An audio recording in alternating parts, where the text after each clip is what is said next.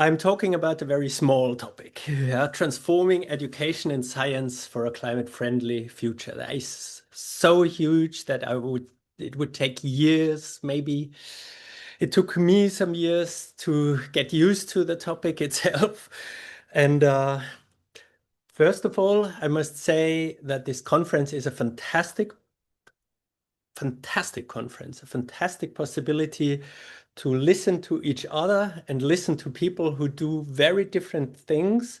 We call that interdisciplinarity, and listening is the first step. Then talking and then working with each other is much more tricky. And Otto said this morning that keeping things simple is the solution. But I said to him, yes, if you have a very complex mind, then you can break it down to something really simple. And that's obviously what he does. But many people have said many things today and all really cool things. And I'm very impressed. I was very impressed by your president.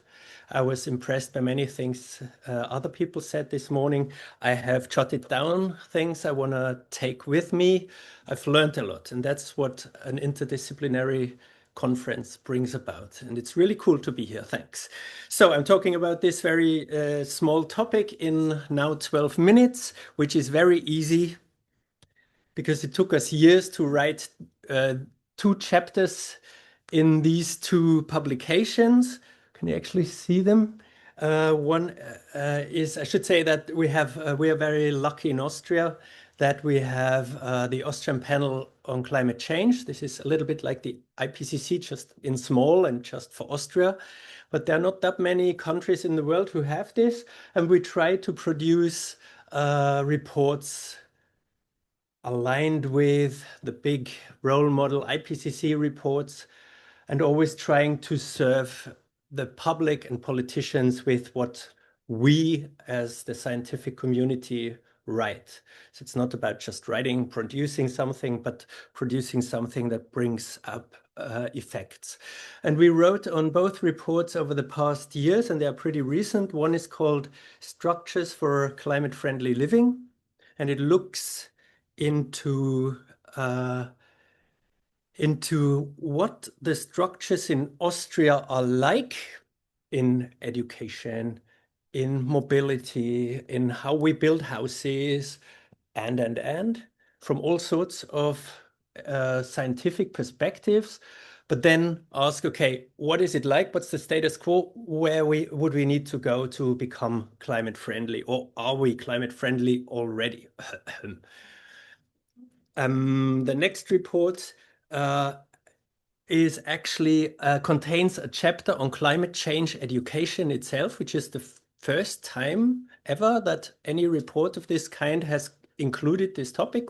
I'm pretty proud of having it there. It took me 10 years to get it in. Okay, because in the first report it was not in there yet. And if you look at the big reports of our time, education has slowly found its way in, but is still a little bit on the side. Otto, you also said, and we do some educational programs as well. But education and science is really a huge thing to think about. Okay, so I tried to break it down. So on the top left, you see a grammar school in Akureyri. Top right, you see a very similar grammar school in Innsbruck. Maybe I get rid of the bar up there. No, I can't, sorry. Then you see Akureyri University, where we just put up the flag. So 25 academics plus 1 caretaker. We published a paper today which proves that schools and universities need caretakers to actually fix their climate problems. So it was a perfect example of that. And this is Innsbruck, or part of Innsbruck University. And the question I'm bringing is, what would you expect from people who work there, but also from institutions like that, educational, scientific institutions, as to sustainability and climate friendliness? What would you expect? I'm raising this question again later. The problem about, oh, it's always cutting off my top bit, never mind. The problem when you think about education and science is that you quickly realize that both are a double-edged sword. on the one hand, education and science as invented and developed in our Western societies has led to unseen civilizational progress. And look at how we are sitting here, how we can have what cool type of location this is, what lovely lunch we just had, and look at the screen, look at the it's crazy. Yeah, we don't realize it anymore because it's normal, but it's crazy. So that is on the green side, and education and science have had their part in this, a huge part in this progress. And at the same time, they have created everything that we now face as the grand challenges of the 21st century, or whatever we would like to call it. Most of all, I'd say, but not only, climate change. And then we have our own branch in education and science, which keeps telling us, hey, hey, hey, you better be careful. We are creating a big mess here. Yeah, I mean, 200 years ago, scientists have written about the Anthropocene, but now it's so clear what it means. And say the reports of the Club of Rome 50 years ago told us pretty much what would happen if we don't find any limits to growth. And so after that, science and education have also contributed to the big documents of our time and always had their warnings as well. And at the same time, let's move to the red side again, they have also remained part of the problem. And I'm now asking why this is. And I'll just give a couple of highlights of very technical reports comprising 25 pages each, and we've worked on each for about 3 years. Not every second, yeah, but on and on again, and sharing and getting response and so on, just like IPCC reports are created. And I get you 7 slides to think about solutions, possible solutions. And that is not all. I can't tell you everything we wrote down, but I don't think you would like to have that either. So our first job should be closing the gap between the Anthropocene we have created and the responsibility that comes along with it. Education and science cannot just say, well, yeah, cool, we've created the Anthropocene. No, we need to redesign and redefine our goals. And this is what your president said this morning. We need to ask, is this still correct, what we're doing? What do we need to change? And there's a lot to be changed. And it might seem uncomfortable, but at the end of the day, the more we change, the more stable we get for our societies as individuals, the more resistant we get, the more resilience we have. So let's try only start thinking about it. And don't get angry. They're only examples from Austria. So everything that is said in a negative way might only be Austrian. And you in Iceland don't have the problems anyway, but then you might still take something out of it. So if we say, okay, let's realign our goals in science and education, say towards societal transformation, towards sustainability, towards climate friendliness, and include even the SDGs in our thinking. And sorry, yeah, I know they are 11 years old now, but have we got anything better? And does Sustainable Development Goal 16, creating peace, peaceful societies, stability, justice, does this play a role, or are we beyond that? I don't think so. So I think we don't have anything better. And we need to think this when we do science and when we do education. And I'll bring you positive, or hopefully some positive examples as well. For example, in Austria, we have created the university network UNINET. And it's really out to align university goals, especially also teaching, towards reaching the SDGs.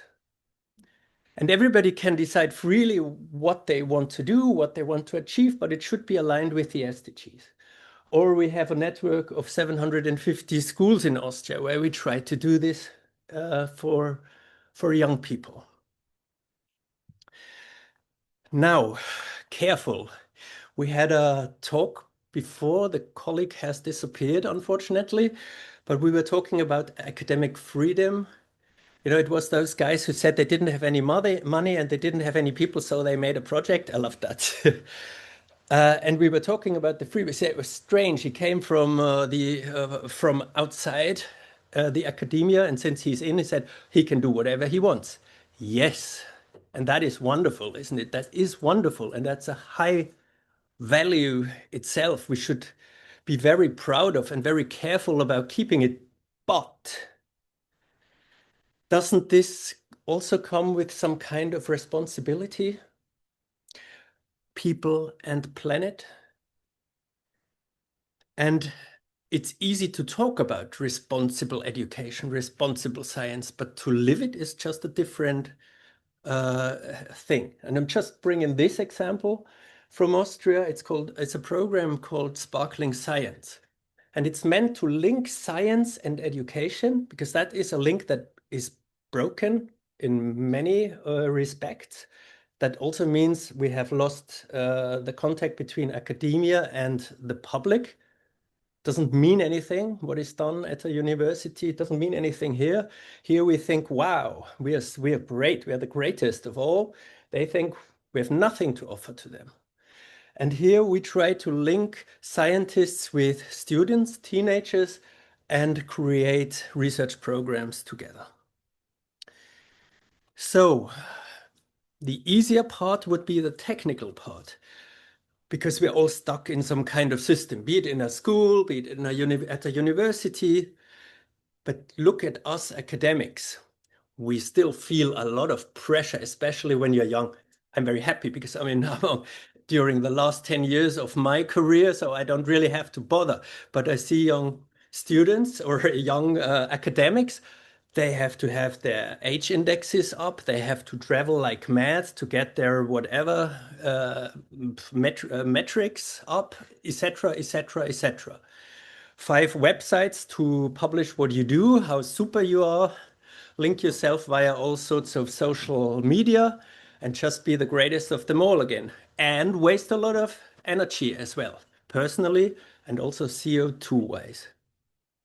So if we really want to get out of these marketized metrics and commercialization, we need to rethink what we are doing in education and science. And I can tell from my own experience that I have changed things totally over the last 10, 15 years.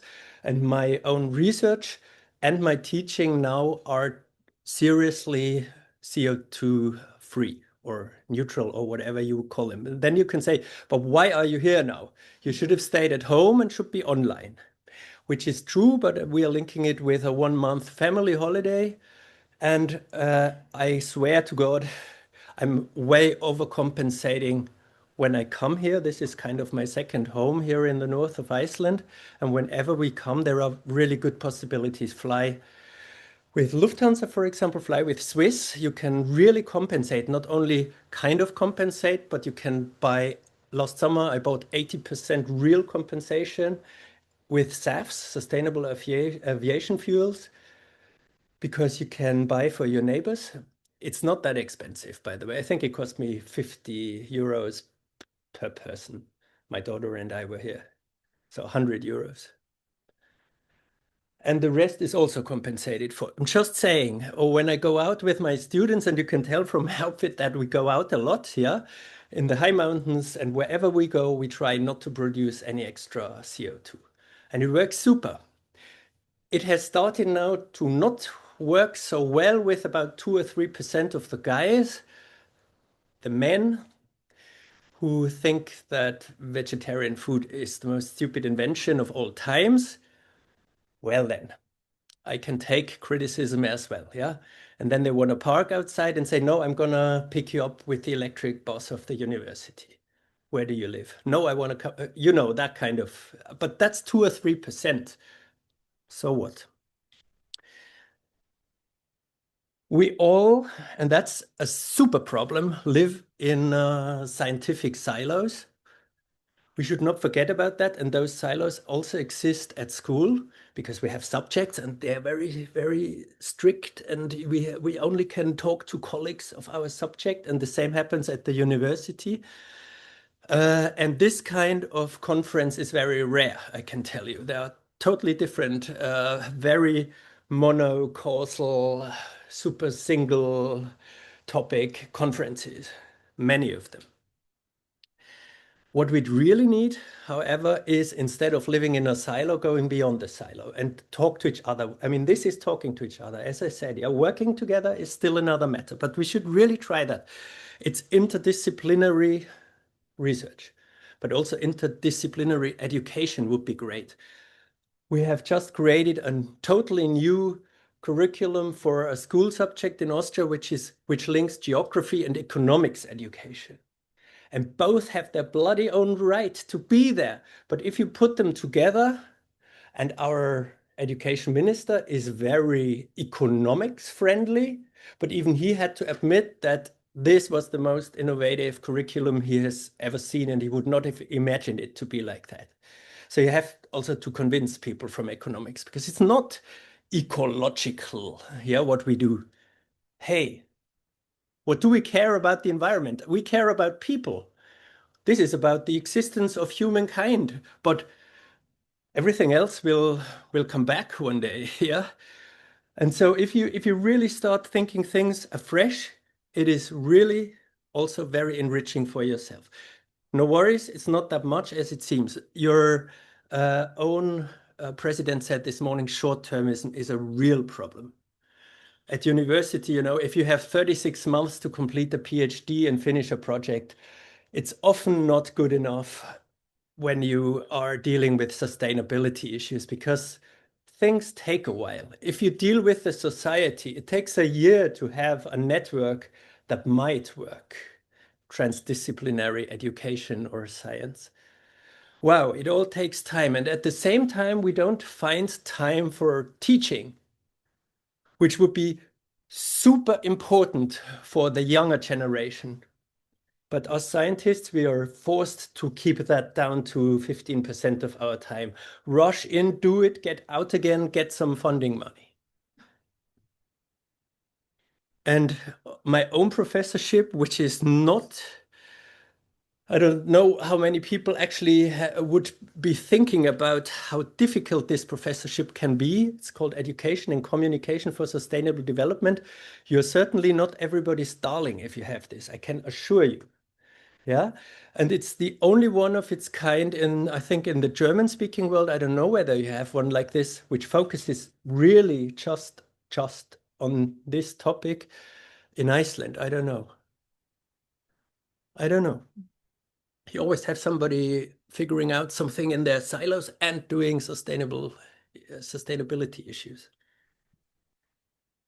And the last thing, because slide 7 is a kind of summary or motivation, is that universities and schools should not really put any more efforts on students getting knowledge, in the sense of they learn facts, they learn this and they learn that, and then they can do their tests properly, yeah, teaching to the test.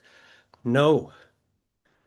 You young people, and luckily I can see a lot of young people in here, you need to be competent in many ways. And if we older ones can contribute on giving you the space and possibility to acquire these competencies, however risky that path may be, because new paths are always a bit risky, but that's also something your president said. We need to be brave.